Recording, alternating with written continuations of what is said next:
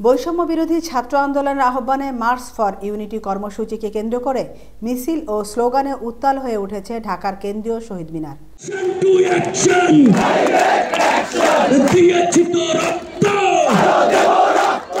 জুলাই আগস্টের শহীদ শাহরিয়ার হাসান আলভীর বাবার বক্তব্যের মধ্য দিয়ে অনুষ্ঠান শুরু হয়।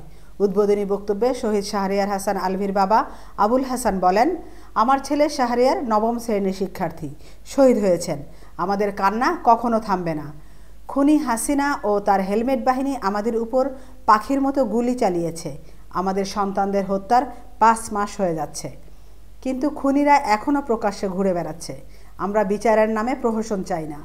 যত দ্রুত সম্ভব বিচার করুন। আমাদের রাস্তায় নেমে আন্দোলন করতে বাধ্য করবেন না।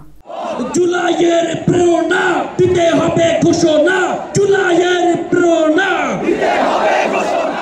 আমরা এটাই চাই যেন পিছনের এই সরকার যেন সামনে না আসতে পারে। আমি ছিলাম সেই মানুষটা, আজকে আমি পঙ্গুত্ব বরণ করেছি।